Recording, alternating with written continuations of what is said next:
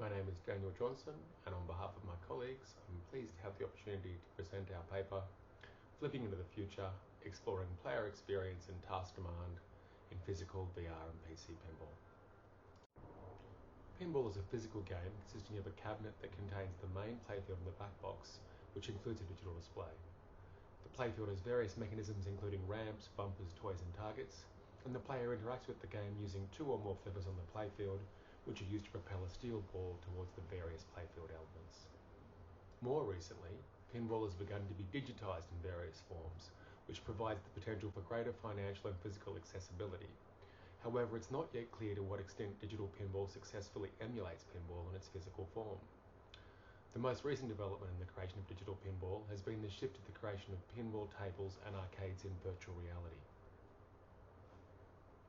While the digitization of pinball has had supporters, much of the public reaction has ranged from skeptical to negative. Fans of the physical medium have expressed a range of concerns that primarily relate to the inability of digital pinball to replicate the true feel of pinball.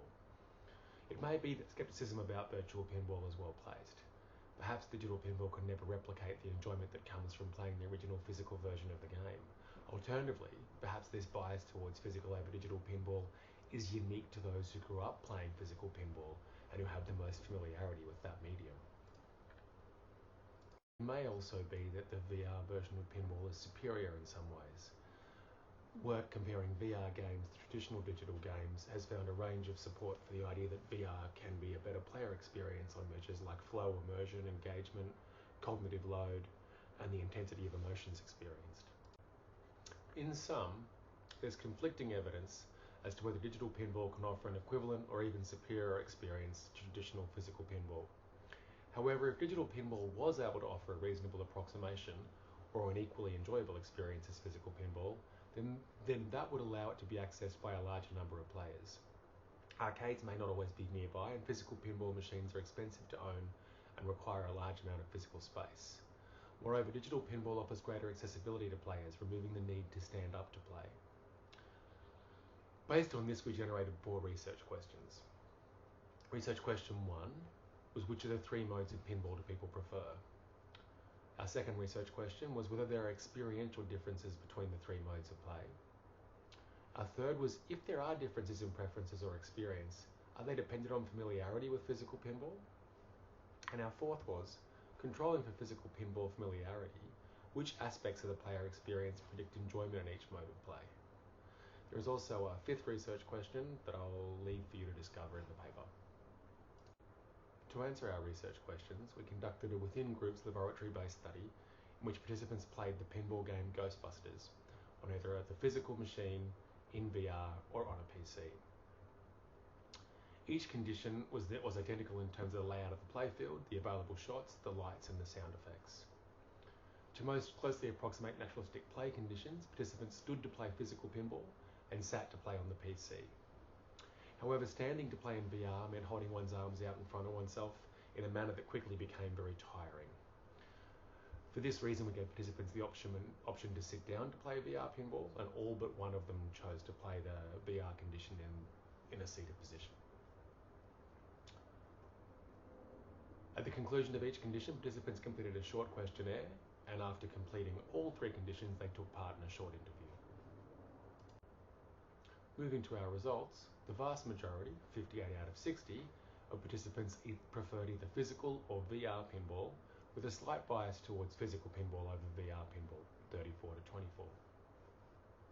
With respect to our third research question, as to whether preference differed with familiarity, we found no evidence that preference varied as a function of familiarity with physical pinball. In terms of the player experience, the PC came off worse than PC and VR in most ways. More specifically, the PC was rated lower than both the PC and VR on meaning, mastery, curiosity, and AV appeal. The PC was rated lower than physical pinball on feedback. The PC was rated lower than VR on autonomy. And for immersion, the PC was rated lower than physical pinball, which was rated lower than VR.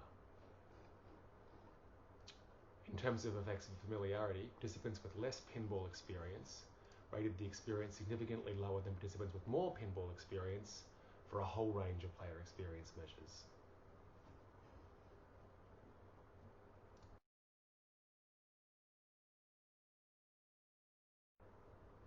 Given these other findings, it's perhaps unsurprising to note that the PC was rated lower than both the PC and VR pinball on enjoyment, and there was no effect of pinball familiarity on enjoyment of each mode.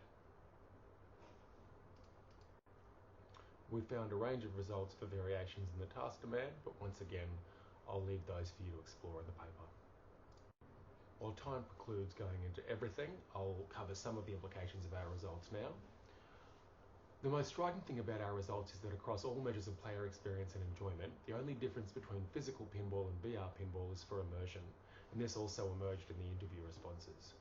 This makes intuitive sense because VR is experienced with the headset on and all other sources of stimulation and distraction are absent, whereas in physical pinball, the player would have to mentally block out their surroundings, which is still visible in the periphery and accessible simply by changing one's focus of attention.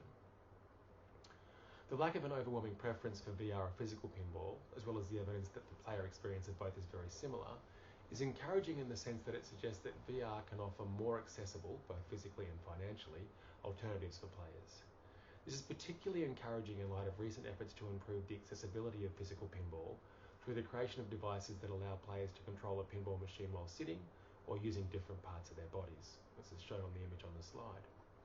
Our findings suggest that VR may offer a viable, accessible alternative to physical pinball, opening up not just an enjoyable hobby, but opportunities for connecting with others through competition and social play for those not able to stand in front of a machine. Additionally, the potential for VR to improve accessibility may well extend to other arcade play experiences like shooting games, skee-ball, and air hockey. Regarding familiarity, the skepticism and negativity among pinball enthusiasts regarding VR pinball did not carry through to our results.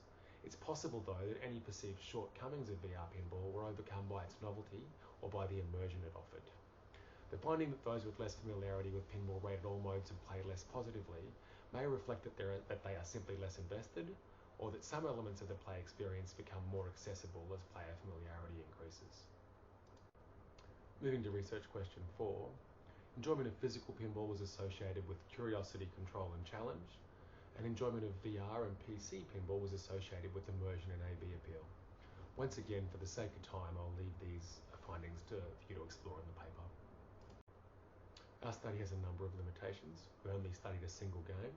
We had a very male-dominated sample, but it provides encouraging support for the possibility of more accessible forms of pinball and perhaps other forms of arcade games as well. I wasn't able to go into all the details of the paper in this presentation, so I hope you'll take the time to read the paper and get in touch with any questions you might have.